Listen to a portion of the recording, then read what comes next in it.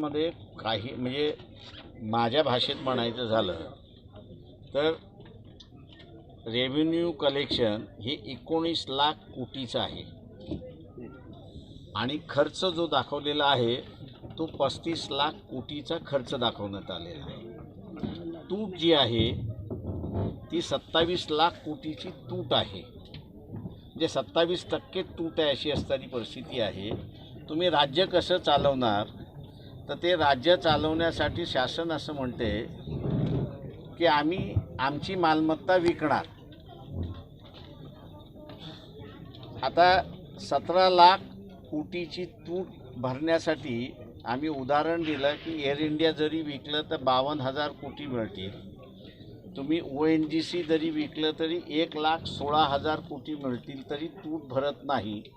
तर हे सरकार जे आहे हे एका दारुड्यासारखं आहे।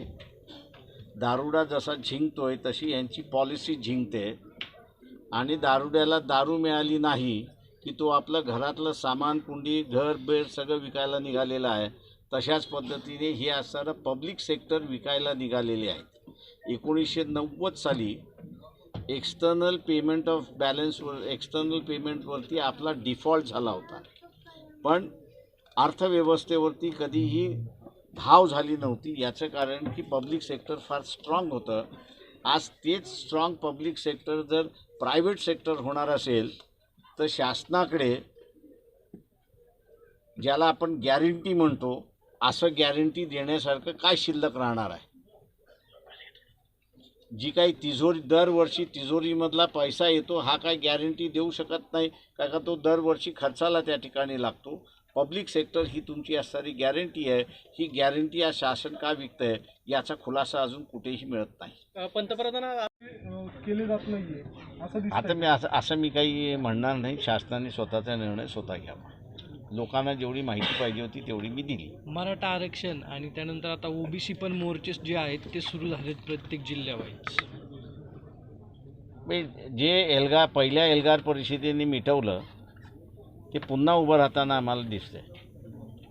आता OBCंना एक मनात भीती अशी आहे की ज्या पद्धतीने आता मराठा आरक्षणाची सुनावणी सुरू आहे त्या धर्तीवर पक्षाचे नेते जे आहे ते सिंधू बॉर्डरवर जाऊन शेतकऱ्यांची भेट घेत आहे।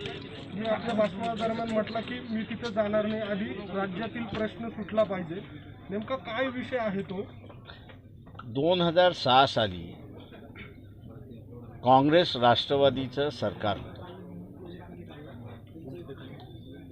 त्याच दरम्यान त्यांनी असा कायदा केला कॉन्ट्रॅक्ट फार्मिंग ॲक्ट, बाजार समिती आणि इसेन्शियल ॲकोमोडेटी ॲबॉलिशन कायदा म्हणून त्यांनी असा केला। तोच कायदा केंद्र शासनाने जसाच्या तसा स्वीकारलेला आहे। राज्य शासनामध्ये सेना NCP आणि काँग्रेस यांनी हा जर रद्द केला तर केंद्राला ॲग्रिकल्चर कृषी हा विषय राज्याचा असल्यामुळे त्यांना तो लागू करता येत नाही आणि म्हणून महाराष्ट्र शासनाने तो रद्द करावा याच भूमिकेमध्ये आम्ही आहोत आणि त्याच्या पाठीमागे आम्ही आहोत। माझं आव्हान आहे की NCP काँग्रेस आणि शिवसेनेला तुम्ही हा कायदा रद्द का करू शकत नाही हे पहिल्यांदा सांगा। का BJP असं म्हणते की महाराष्ट्राचा कायदा आम्ही जसाचा तसा उचलला आणि तो देशभर लागू केलेला आहे। महाराष्ट्राचा कायदा रद्द झाला तर ॲग्रिकल्चर हा स्टेट सब्जेक्ट असल्यामुळे केंद्राला तसा कायदा करता येत नाही, म्हणून तो तिथे गळून पडतो। काँग्रेस NCP आणि शिवसेना हा रद्द करत का नाही याचा खुलासा ह्या तिन्ही पक्षांनी केला पाहिजे। दुटप्पी भूमिका आहे असं तुम्हाला म्हणायचं? सरळ म्हणजे जोपर्यंत रद्द करत नाही तोपर्यंत दुटप्पी भूमिका असंच आम्ही त्या ठिकाणी मानत। मराठा आरक्षणाच्या संदर्भात प्रश्न आहे। विजय कोळसे पाटलांनी ज्याच्यावर गुन्हा दाखल झाला त्याच्या आम्ही भक्कमपणे पाठीशी आहोत अशा पद्धतीचं स्पष्टीकरण दिलेलं आहे। त्याच्यावर गुन्हा देखील दाखल झालेला आहे। भाजप या सगळ्या भूमिकेच्या संदर्भामध्ये अग्रेसिव्ह आहे, कसं बघता याच्याकडे आणि काय निर्णय होणं गरजेचं आहे? ते त्यांचं जे भाषण आहे ते माझ्यासमोर काही आलेलं नाही आणि ते मी काही त्या एल्गार परिषदेला फार महत्त्वही मी काही देत नाही आहे त्याच्यामध्ये. या शासनाने का रिॲक्ट झाली ह्याची मी म्हणजे आज भाषण बघितल्याशिवाय मला काही रिॲक्शन त्या ठिकाणी देता येणार नाही. आमची अगोदरपासूनच भूमिका होती की अगोदरचा जो एल्गार परिषद जी होती त्या एल्गार परिषदेचा हेतूच हा होता की सेना आणि BJPचं गव्हर्नमेंट असताना मराठा समाज एका बाजूला, OBC एका बाजूला असं भांडण, मराठा समाज SC ST एका बाजूला असं जे काही वादंग माजलं होतं ते वादंग शमवण्याचं, मिटवण्याचं आणि एकोपा आणण्याचं काम जो होता ते पहिल्या एल्गार परिषदेचं होतं. ते झाल्यानंतर त्याच ठिकाणी मीच अध्यक्ष होतो आणि ती परिषद तिथेच बरखास्त झालं असं जाहीर करण्यात आलं आणि तीही लॉर्डशिप PB सावंत हे अध्यक्ष होते, त्यांनीच ती भूमिका मला सांगितली होती, त्याप्रमाणे ती झाली. त्याच्यामुळे असा उरलेल्या एल्गार परिषदेचा आमचा काही संबंध नाही. तुम्ही शेतकरी आंदोलनाच्या मेळावे घेताय, आक्रमक असा पवित्रा घेताना दिसतात. ते नाही, आम्ही एल्गार परिषदेच्या वेळेसच भूमिका घेतली होती की OBCचं ताट वेगळं असलं पाहिजे, मराठा समाजाचं ताट वेगळं असलं पाहिजे. ते मिक्स करण्याच्या गरजेमध्ये नाही. अजूनही वेळ गेलेली नाही महाराष्ट्र शासनाकडे की हे दोन्ही ताटं वेगळी ठेवण्याच्या दृष्टिकोनातून.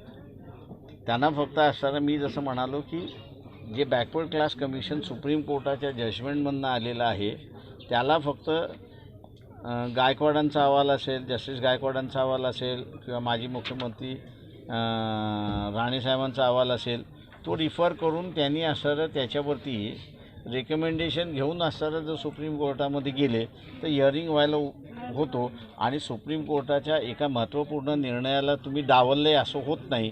आज सुप्रीम कोर्टच स्वतःच्या क्लॅशमध्ये अडकलेलं आहे की आपण केलेल्या सिस्टम हे जर राज्य शासन मान्य करणार नसेल तर मग आपण निर्णय काय द्यायचा अशी असणारी परिस्थिती आहे. सुरू आहे, सरकार कुठली बाजू मांडायला तयार नाही.